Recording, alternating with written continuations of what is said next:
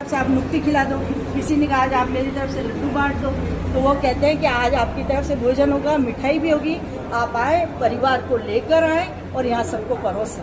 तो इस तरह से जो अपने जन्म दिवस पर लोग आते हैं, यहाँ पर मन चाहे जितना चाहे वो पैसा देते हैं, कच्चा सामान भी देते हैं। कच्चे सामान में दाल, आटा और चावल, ये 3 चीज़ें लेते हैं। बाकी चीज़ें क्या, घी, तेल, मसाले, वो उनकी शुद्धता की रहती है, अपने हिसाब से पिसवाते हैं, अपने हिसाब से ला के यहाँ पे भर के रखते हैं। तो वो अनाज भी लेते हैं और पैसे भी लेते हैं और ऐसे नवयुवकों को आमंत्रित करते हैं जो नवयुवक सड़कों पे घूम रहे हैं, वो आके यहाँ पे परोसें, सबको परोसें, खुद भी खाएं और सेवा दें। तो वो ऐसी सेवा के लिए भी लोगों को बुलाते हैं। उनकी मंशा ये भी रहती है कि मैं चाहता हूँ कि व्यक्ति सिर्फ अपने जन्म दिवस ना मनाए, व्यक्ति अपने सिर्फ एनिवर्सरी वगैरह ना मनाए, व्यक्ति ये भी करे कि उसके कोई पितृगण चले गए हैं, उनकी कोई तिथि आती है, श्राद्ध कर्म होता है, तब भी आप आके यहाँ निस्वार्थ तरीके से भोजन कराओ।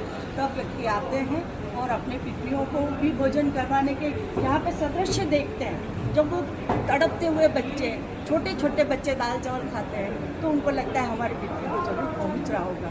तो ये भावना पोखरा जी की है।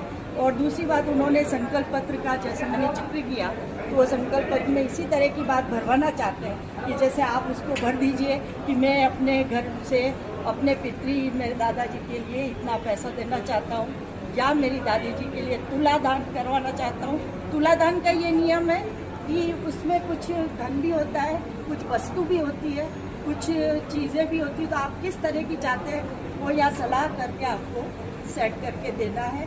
और पोखरा साहब के जो सहमति, उनकी जो समिति है, उनकी जो सहमति होती है, उस हिसाब से उस दान को स्वीकार किया जाता है। तो मैं सभी जितने भी लोग ये सुन रहे हैं, उनसे अपील करना चाहती हूँ कि आप हॉस्पिटल आते हैं, यहाँ जरूर पधारें और यहाँ वितरण सेवा संस्थान में आप कुछ ना दें, निस्वार्थ सेवा दें।